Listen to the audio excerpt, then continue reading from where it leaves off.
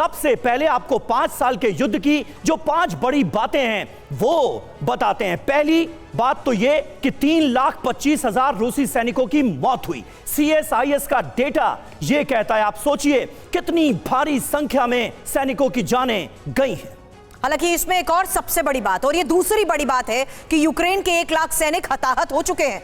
ये the economist की तरफ से दावा किया गया है। वहीं तीसरी बड़ी बात यह है कि यूक्रेन के 20% हिस्से पर रूसी कब्जा हो चुका है। हालांकि पूरा डॉनबास इलाका करीब करीब रूस के शिकंजे में ही है। समीर जी हां, चौथी बड़ी बात, रूस यूक्रेन युद्ध दूसरे विश्व युद्ध के बाद सबसे बड़ा युद्ध बन चुका है।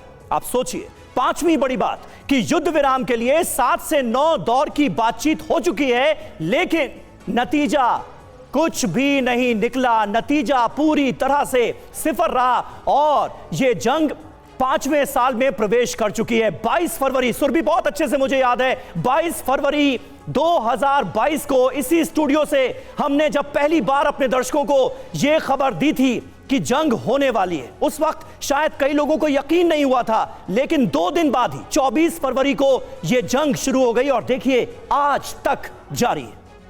बिल्कुल, और इसी को लेकर लगातार TV9 भारतवर्ष पर मेगा कवरेज होती रही। और फिलहाल आप जो स्क्रीन पर देख रहे हैं वहां आपको बता दें कि इस वक्त ताइवान से लेकर मॉस्को और साथ ही अमेरिका से लेकर फ्रांस, हर खास मेहमान इस वक्त हमें ज्वाइन कर चुका है, क्योंकि बड़ी खबरें हैं। न्यूक्लियर ट्रॉयड को और मजबूत अब रूस करेगा। खबर यह कि रूस में न्यूक्लियर ट्रॉयड को बिना शर्त प्राथमिकता, जहां राष्ट्रपति पुतिन ने अब रूसी कमांडर्स को आदेश दे दिए हैं। आपको बता दें न्यूक्लियर ट्रॉयड सुरक्षा और शक्ति संतुलन के लिए बहुत जरूरी है। रूस अपनी सैन्य और तकनीकी क्षमताओं को लगातार बढ़ाएगा। ऐसे में समीर, आज के इस हालात में रूस की इस बढ़ती ताकत का, रूस के बढ़ते प्रभाव का दुनिया में क्या असर होगा, यही एक और सबसे बड़ा सवाल। जी और जिक्र हुआ रूस के विनाशक न्यूक्लियर ट्रायड का। अब इसके बारे में डिटेल आपको बता दें। न्यूक्लियर ट्रायड आखिर है क्या? जमीन, हवा, पानी से परमाणु हथियार दागने की क्षमता। जी हां, यह है न्यूक्लियर ट्रायड। दुश्मन के लिए उसे पूरी तरह खत्म करना लगभग नामुमकिन है। रूस दुनिया के उन चुनिंदा देशों में है जिसके पास यह न्यूक्लियर ट्रायड मौजूद है।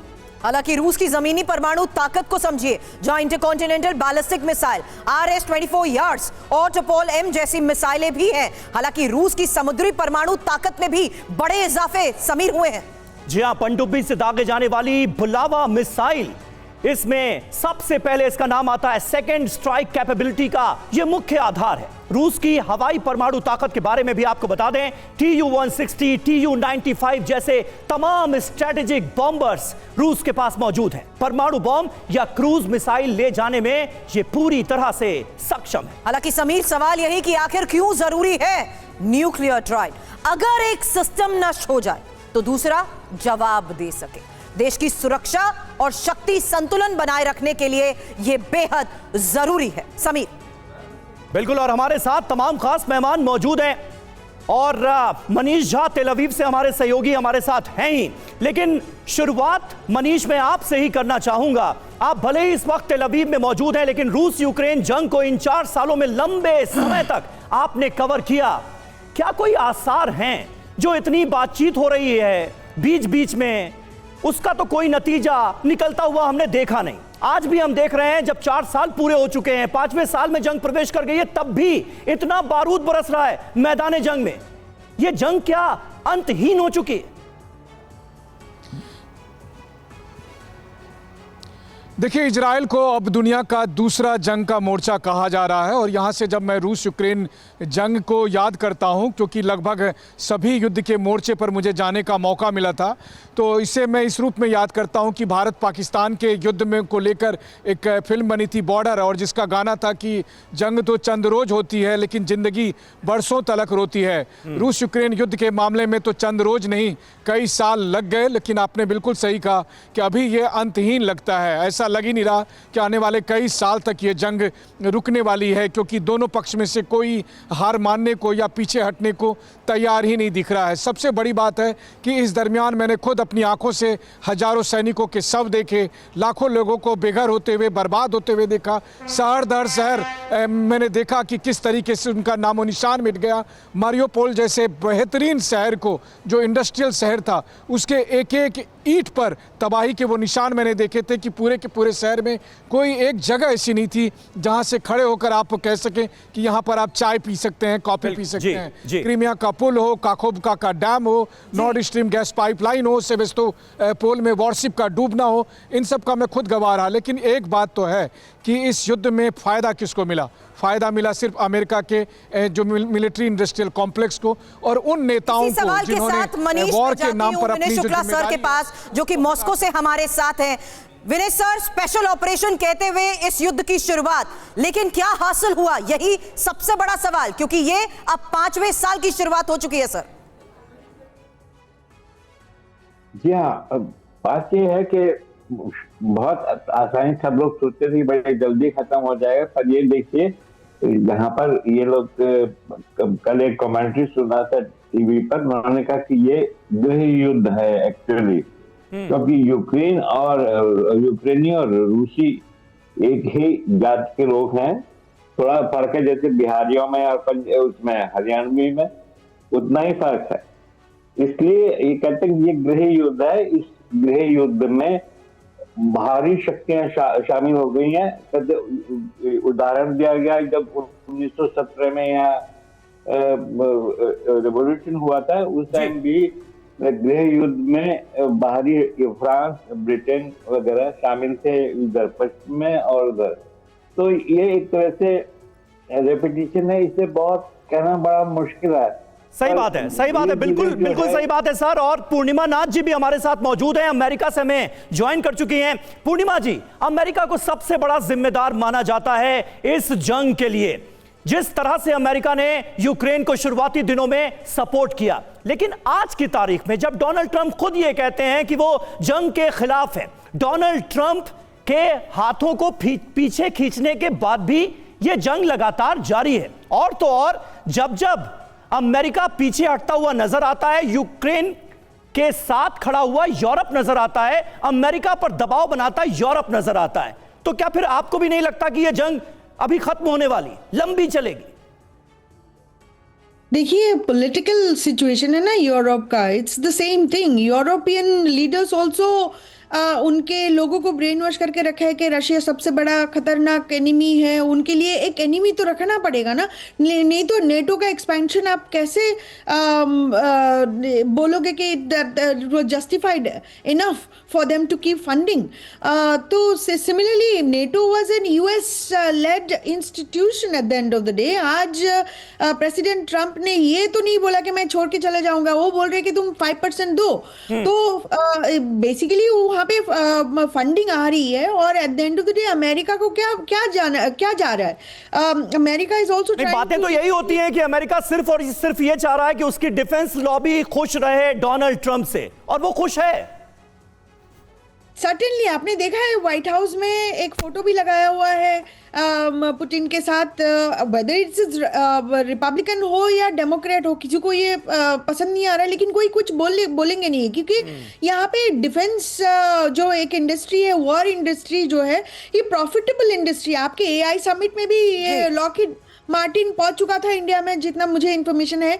बट देखिए, मैं ये बात बोलना चाहूंगी कि eight the end of the day western countries को एनिमीज, एक परपेचुअल एनिमीज बना के रखना है। जब 1991 में आपने सोवियत यूनियन को कंप्लीटली डेसिमेट कर दिया था, तो फिर नेटो को एक्सपेंशन करने का क्या जरूरत था? लेकिन इस युद्ध के हालात में समीर, सबसे बड़ा सवाल यह कि नेटो पर भी तो रूस का दबाव और खतरा बढ़ता गया। अगला सवाल फ्रांस से मौजूद हमारे खास मेहमान से करूं, ब्रजेश मिश्रा जी के पास जाऊं, उससे पहले एक तस्वीर देखिए। ये सैनिकों की विधवाओं से पुतिन की मुलाकात की तस्वीर है, जहां युद्ध में जान गंवाने वाले सैनिकों की पत्नियों से मुलाकात की है और युद्ध में लड़ने वाले सैनिकों से मुलाकात की ये तस्वीर। आपको बता दें, पुतिन ने यह भी कहा, रूस की रक्षा करते रहेंगे।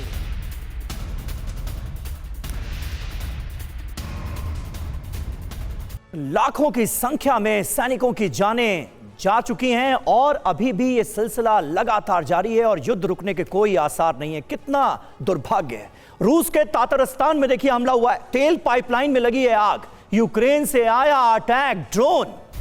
हंगरी को होती है इस पाइपलाइन से तेल की सप्लाई और इस हमले में इस पाइपलाइन को पूरी तरह से तबाह करने की कोशिश की गई है। तस्वीरें आपके सामने हैं तातरस्तान में ये बड़ा हमला यूक्रेन का।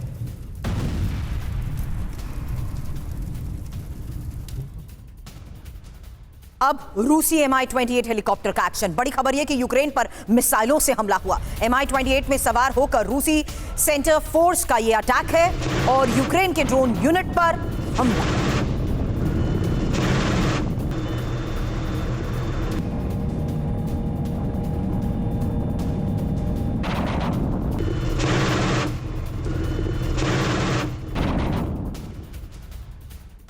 और देखिए एक और बड़ी खबर जो ये बताती है कि ये युद्ध कितना विध्वंसक हो चुका है। 2024-25 में रूस की यूक्रेन पर रिकॉर्ड बम वर्षा हुई। दूसरे विश्व युद्ध से भी ज्यादा हथियार यूक्रेन पर दागे गए। 2 साल में 79,000 टन गोला बारूद बरसाया गया। यूक्रेन पर सबसे ज्यादा ड्रोन और मिसाइल से हमले हुए। ब्रिटिश टैब्लॉइड द सन के हवाले से ये खबर, ये आंकड़े सामने आए।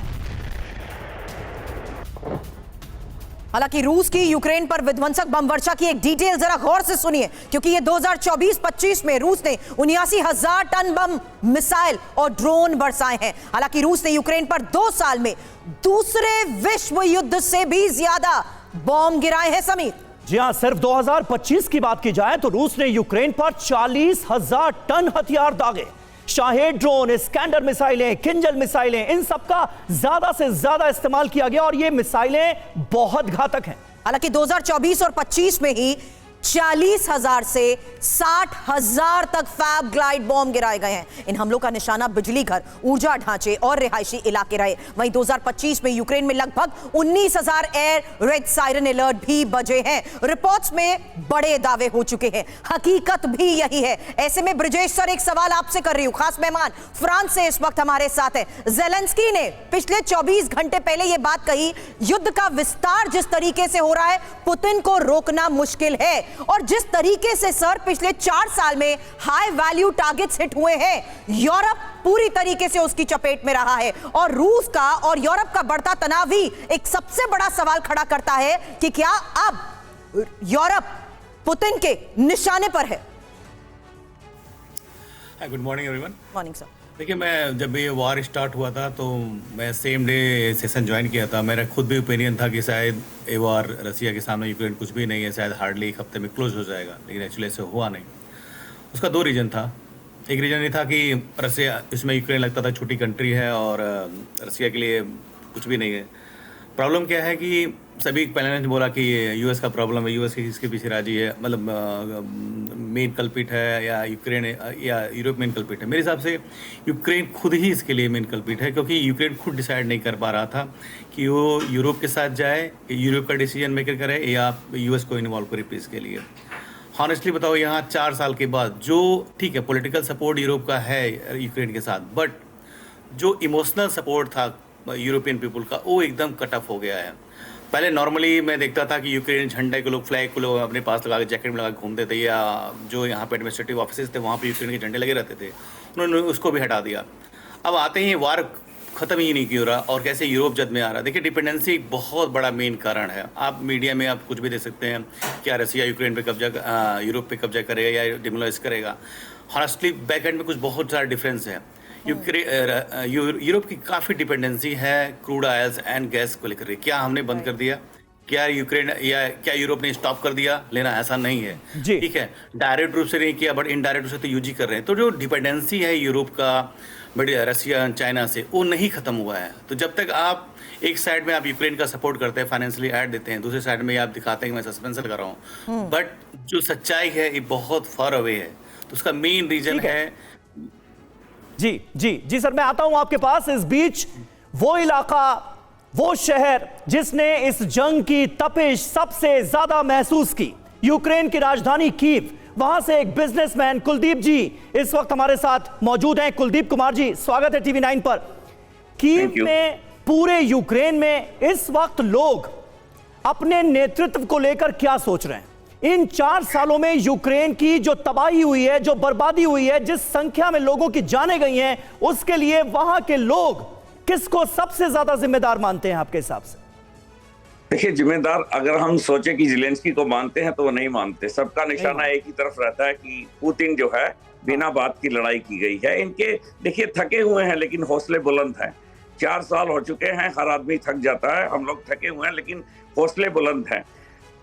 ये जो आपने फिगर्स आई है लोगों के मरने की, बहुत कम दिखा रहे हैं आप, इससे कई गुना ज्यादा हैं ये। जी, आप कह रहे हैं कि असल संख्या जो है वो इससे भी कहीं ज्यादा है, क्योंकि आमतौर पर आंकड़े जारी नहीं किए जाते ना कुलदीप जी। जो जिस देश की हानि होती है, बड़ा नुकसान होता है, वो ठीक ठीक आंकड़े बताता नहीं, हमेशा कम करके आंकड़े बताए जाते हैं। आप कह रहे हैं नुकसान इससे कहीं ज्यादा हुआ है। जी बोलिए। मिलियन के आसपास है, क्योंकि हम तो देखिए कब्रिस्तानों में हर जगह जो है ना आपको यूक्रेन का झंडे नजर आते हैं, एक नहीं हजारों में ऐसे। हाँ। तो हम सिर्फ अगर वहां जाके गिनने लग जाएं तो ये इतनी फिगर जो है इतनी बड़ी हो जाएगी, आप इमेजिन नहीं कर सकते। सही बात कह रहे हैं आप सर, लेकिन इस युद्ध ने एक और बड़े सवाल खड़े किए समीर, और इसी सवाल के साथ मैं सीधे ताइवान रुक करूंगी। कौशिक सर इस वक्त हमें वहां से ज्वाइन कर चुके हैं। कौशिक सर, हम एक्सपर्ट्स के साथ ओवरऑल इवैल्यूएशन में ये सवाल जरूर खड़ा करते हैं कि अमेरिका के खिलाफ बदलते ग्लोबल ऑर्डर के तहत चीन का ये साथ कितना महत्वपूर्ण साबित हुआ, क्योंकि रूस चीन का ये गठजोड़ अमेरिका के खिलाफ रणनीति के लिए ही ताइवान पर बढ़ते तनाव की एक और बहुत बड़ी वजह बना सर।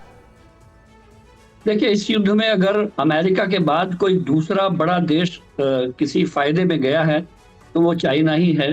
क्योंकि चाइना की जितनी भी इंडस्ट्री थी, जब रूस पर प्रतिबंध लगे तो उन लोगों ने रातों रात अपने बहुत सारे मार्केट, बहुत सारी इंडस्ट्री को रूस में शिफ्ट कर लिया, क्योंकि उनके लिए बहुत अच्छा बाजार खुला हुआ था।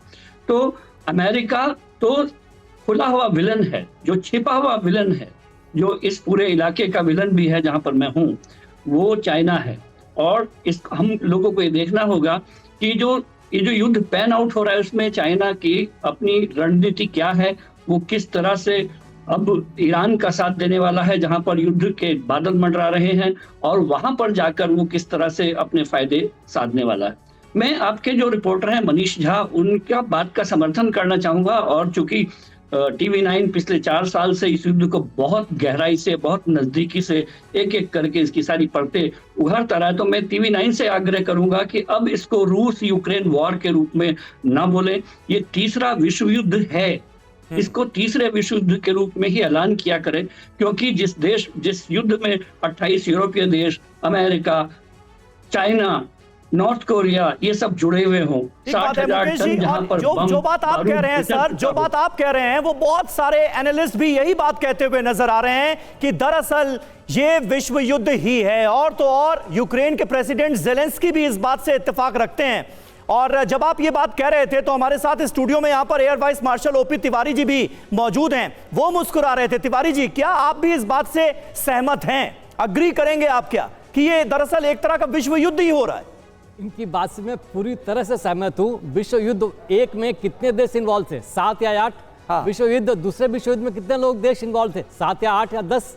बट इस पर 30 देश हैं यार, प्रत्यक्ष रूप से नहीं बट अप्रत्यक्ष रूप से तो लगे हुए हैं। सही बात। इनके जवान भी जाके लड़ रहे हैं। आप सोचे कि यूक्रेनियन आर्मी इतनी बड़ी थी कि जो 4 साल से राशन को झेल कर पा रही है, ये सब असंभव बात है। इनके जो ड्रोन्स बन रहे हैं वो ऑस्ट्रेलियन इंजीनियर्स हैं, यूरोप के साइंटिस्ट हैं जो इनकी फर्नीचर कंपनी में ड्रोन्स बना रहे हैं, जिसकी वजह से ये रशिया को बीच बीच में फायर कर रहे हैं। लेकिन मैं ये वेट कर रहा हूँ कि यूक्रेनियन को कब समझ में आएगा कि ज़ेलेंस्की जो है यूक्रेन का सबसे बड़ा दुश्मन है, ताकि इसीलिए वॉर रुक सकती है। जिस तरीके ऐसा यूक्रेन के लोगों को नहीं लगता। अभी कुलदीप जी हमारे साथ कीव से मौजूद हैं और उन्होंने साफ तौर पर कहा कि जनता जो है वो ज़ेलेंस्की के इरादों के साथ है, हौसले बुलंद हैं।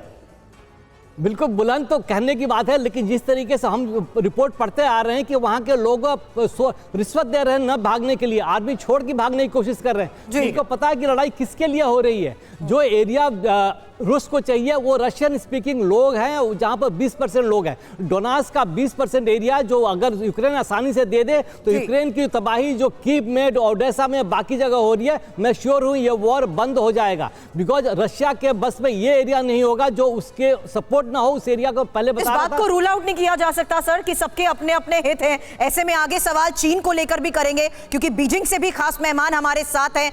उससे पहले एक बड़ी खबर और तस्वीर, क्योंकि रूसी हेलीकॉप्टर पर मैनपैड से ये हमला हुआ है। Ka-52 हेलीकॉप्टर्स पर यूक्रेन ने कैसे हमला किया, देखिए एक तस्वीर।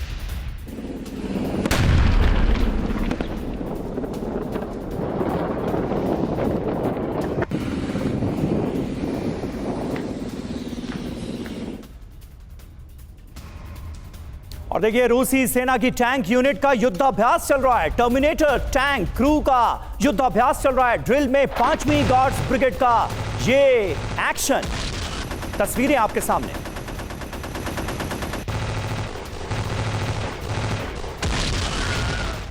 और एक और बहुत बड़ी खबर यह है कि यूक्रेन के लिए यूरोप का सुरक्षा प्लान तैयार हो चुका है। हालांकि रूस के खिलाफ बड़े एक्शन की तैयारी है ये, और यूक्रेन को नेटो जैसी सुरक्षा यूरोप देगा। बता दें यूरोप के नेताओं ने 6 पॉइंट का प्रस्ताव भी रखा है।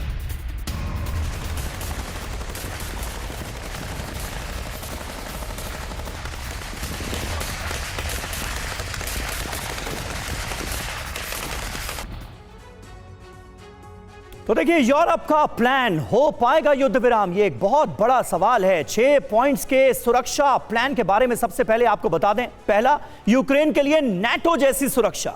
दूसरा, मल्टीनेशनल फोर्स यूक्रेन भेजी जाएगी। सीज फायर मॉनिटरिंग सिस्टम बनाया जाएगा। समझौते के बाद हमला हुआ तो लिया जाएगा एक्शन। यूक्रेन के पुनर्निर्माण में निवेश पर भी सहमति बनाने की तैयारी है और यूक्रेन के ईयू में शामिल होने का किया जाएगा समर्थन।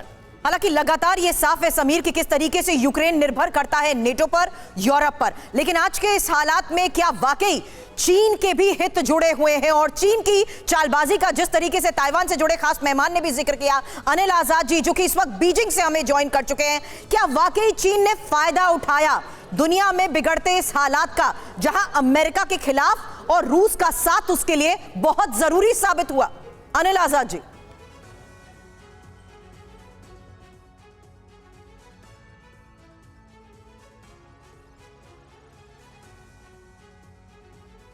सर प्लीज अनम्यूट करिएगा।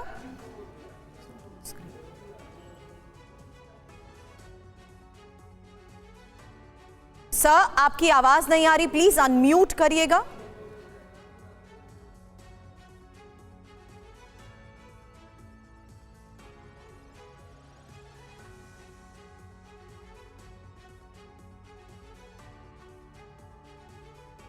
नहीं, मुझे लगता है उन तक हमारी आवाज नहीं पहुंच पा रही है ना, उनकी आवाज हमें आ रही है। साथ सुरभि यहाँ पर स्टूडियो में प्रोफेसर अमिताभ जी भी मौजूद हैं। अमिताभ जी, आप किस तरह से देखते हैं और चीन के रुख को कैसे आंकेंगे? वो चीन जो कि रूस का एक अहम सहयोगी माना जाता है। देखिए, चीन इस समय ऑब्जर्व कर रहा है कि ये यूक्रेन युद्ध की परिणति क्या होती है, क्योंकि अगला नंबर जो है विश्व युद्ध जब होगा तो वो ताइवान का ही होगा। और वो बहुत अच्छे से ऑब्जर्व कर रहा है कि डेमोक्रेटिक स्टेट्स कैसे इस पर इंटरैक्ट कर रहे हैं रूस से, अमेरिका क्या चाहता है रूस के साथ यूक्रेन में। तो ये सारे परिदृश्य में इस समय चीन भली भांति ये जानता है कि इस समय सिर्फ रूस को डिप्लोमेटिक सपोर्ट देना है, उसको फिजिकल या आर्म सपोर्ट नहीं देना है, क्योंकि अगर वो उनको देता है। ताइवान पर हमला करना होता तो कर दिया होता चीन ने। अब तो अमेरिका ने इतनी बड़ी नजीर भी पेश कर दी है, मतलब वेनेजुएला में बाकायदा राष्ट्रपति को किडनैप करके ले जाना अपने यहां, तो चीन चाहता तो कर नहीं लेता।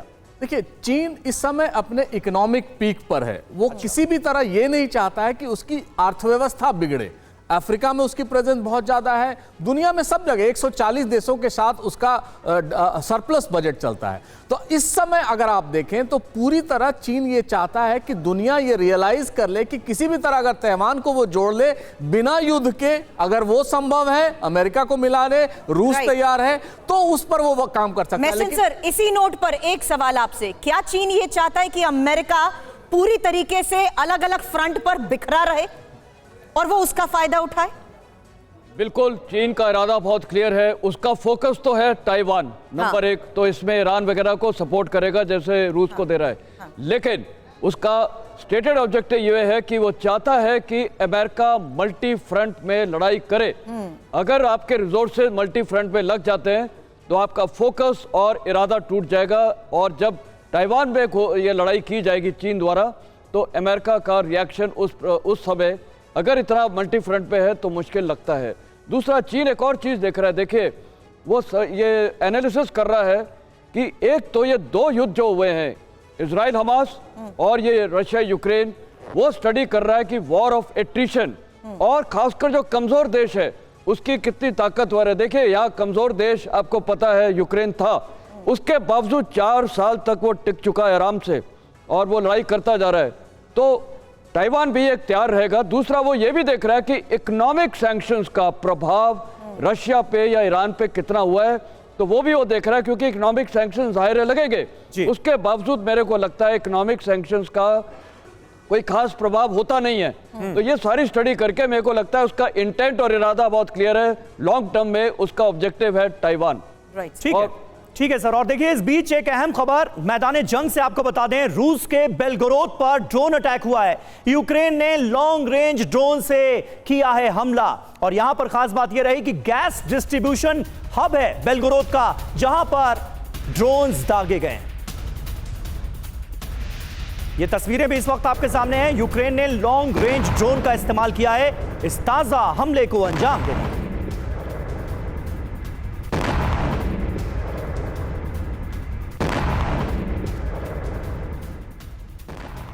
रूस के केमिकल प्लांट पर ड्रोन अटैक। एक और तस्वीर, ये यूक्रेन के कुबाखा पर हमला किया है। यूक्रेनी ड्रोन अटैक के बाद प्लांट में आग लगी। सबसे बड़े मैथनॉल प्लांट पर यह भारी तबाही हुई है, और यूक्रेन बॉर्डर से 1600 किलोमीटर की दूरी पर यह प्लांट है।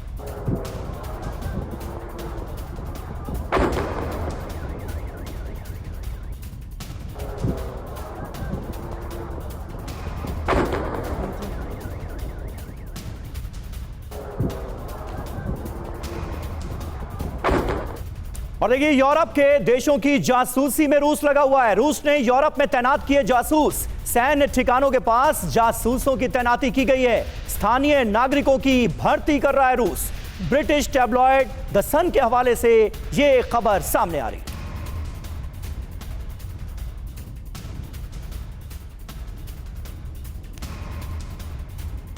तो यूरोप में रूसी जासूस, बड़ी खबर क्या है? यूरोप के कई देशों में रूसी जासूस फैले हैं।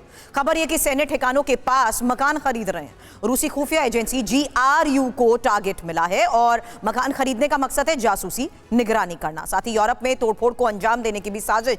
GRU स्थानीय लोगों की भर्ती भी कर रहा है। तीसरे देशों के नागरिकों का भी इस्तेमाल इसमें हो रहा है। एनक्रिप्टेड मैसेजिंग के जरिए निर्देश भी दिए जाते हैं। साथ ही पेमेंट, क्रिप्टो करेंसी या ट्रेस ना होने वाले तरीके भी अपनाए जा रहे हैं। समीर जी, और हमारे साथ इस वक्त तमाम खास मेहमान मौजूद हैं। अनिल आजाद पांडे हमारे साथ बीजिंग से जुड़ने वाले थे, वो हमारे साथ अभी भी जुड़ नहीं पाए हैं। उनसे दोबारा संपर्क करने की कोशिश की जाएगी। लेकिन मनीष झा तेल अवीव से हमारे साथ मौजूद हैं। मनीष, अब इस जंग में आप होता क्या देख रहे हैं? क्योंकि जब जब अमेरिका पीछे हटता है, यूरोप और धकेलने की कोशिश करता है इस जंग में यूक्रेन को। लेकिन बड़ी बात यह है कि कुलदीप जी जो हमारे साथ कीव से इस वक्त बैठे हैं, वो कह रहे हैं कीव में भी, यूक्रेन के अंदर भी लोगों के हौसले जो हैं वो अभी भी बुलंद हैं। नुकसान कहीं ज्यादा हुआ है, जितना हम दिखा रहे हैं उससे भी कहीं ज्यादा, लेकिन हौसले बुलंद हैं। इसे कैसे देखेंगे?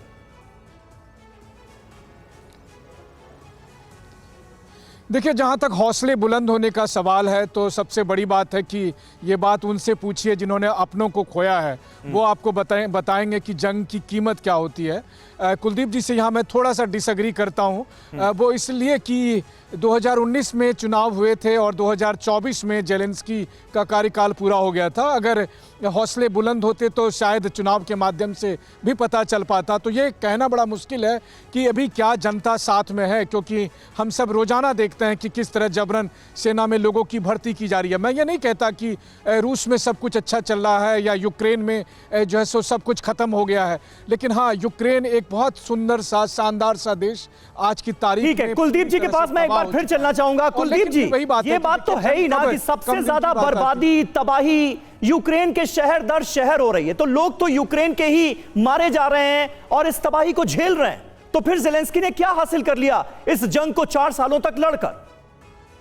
देखिए, 4 साल तक जो जंग लड़ी जा रही है, बहुत बार कोशिश की गई कि कंप्रोमाइज हो, लेकिन कहते हैं कि रशिया की तरफ से, मैं ये नहीं कह रहा हूं, जो कहा जा रहा है कि रशिया की तरफ से वो स्टेप्स नहीं लिए जा रहे, और ज़ेलेंस्की के पास राइट नहीं है कि वो 20% उठा के देनिस वाला, दोनिस वाला जो एरिया है वो इनको दे देने। ज़ेलेंस्की कोई मालिक नहीं है यूक्रेन के, वो एक प्रेसिडेंट है।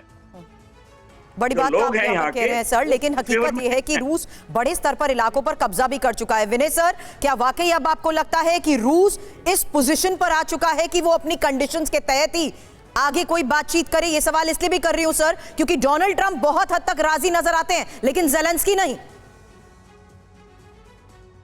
जी हाँ, बिल्कुल सही है, क्योंकि बात हर बार मॉस्को ही कहता है एंकोरेज का एग्रीमेंट जो हुआ था, एंकोरेज का एग्रीमेंट अगस्त में जो फैसला हुआ था, मीटिंग समिट हुई थी ट्रंप और पुतिन की, उसमें ये फैसला किया गया था कि अमेरिका ऑफिशियली क्राइमिया को रशिया का पार्ट स्वीकार करेगा और इस वाले इलाके को जो डॉनबास को है वो रशिया रहेगा, के पास रहेगा और वहां पे एक बॉर्डर लाइन बन जाएगी। पर अब क्योंकि वो ज़ेलेंस्की साहब जो है उनको मालूम है कि लड़ाई, उनका समर्थन यूरोप अब पूरी तरह से शामिल हो गया है अमेरिका के गेम में, क्योंकि हम तो 4 साल के लिए हैं, पर ये लड़ाई तो अमेरिका और उसकी तो आपको कोल्ड वॉर कितने साल के लिए। ठीक है सर, बहुत बहुत शुक्रिया, बहुत बहुत शुक्रिया आप सबका, तमाम देशों से हमारे साथ जुड़ने के लिए। 5वें साल में जंग प्रवेश कर चुकी है, 10 देशों से हमारे साथ खास मेहमान जुड़े थे, आप सभी का एक बार फिर बहुत बहुत शुक्रिया।